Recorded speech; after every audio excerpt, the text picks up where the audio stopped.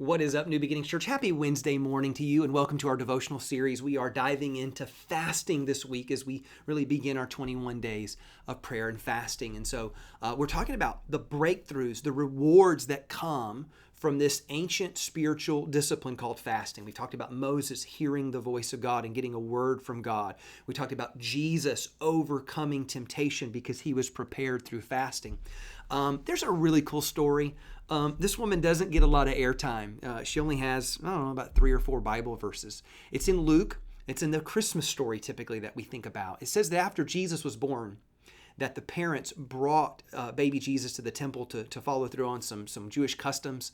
And while they were there, they mentioned two people that dedicated their lives to worshiping God, to prayer, and to fasting. And this is what it says about Anna.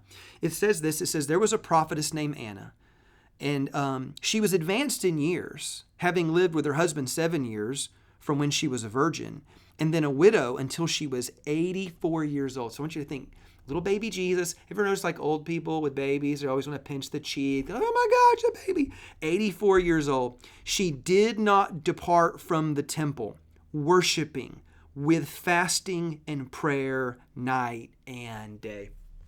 I want you to see that one of the rewards of fasting is that fasting does a couple things. Number one is that fasting positions you for the presence of God. Because she was in the temple fasting, worshiping, praying day and night, she was there. She had, of course, physically positioned herself for blessing and for seeing Jesus and for experience the presence of God. But I want you to know that the same thing is true of you and I, is that fasting positions us for the presence of God. Many of us, again, we want to hear the voice of God, but man, sometimes you can sense this, and you know what I'm talking about.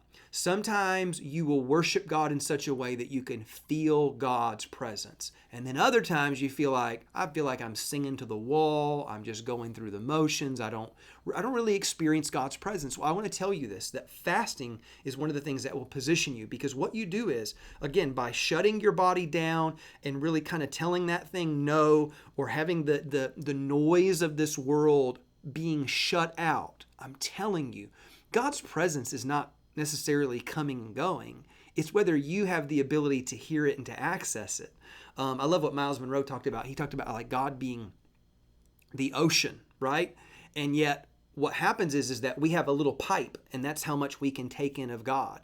And fasting is what unclogs our pipe and makes it even bigger, maybe, so that we can actually take in more of the presence of God. And so I want you to see that Anna does that she positions herself for the presence of God.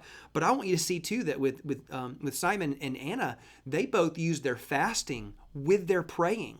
I want you to notice that Jesus does this. Jesus talks about mixing your praying with your fasting, that fasting enhances your prayer life. And so anyway, just know this, that fasting is going to bring about a reward in your life. And so don't resist it as much as you want to do is lean in and embrace it. And again, we're not just trying to say no to a bunch of stuff just to torture ourselves. We're trying to say no to something and replace that time and energy with seeking God. Can I get an amen? Church, I love you. God bless you. I will see you tomorrow.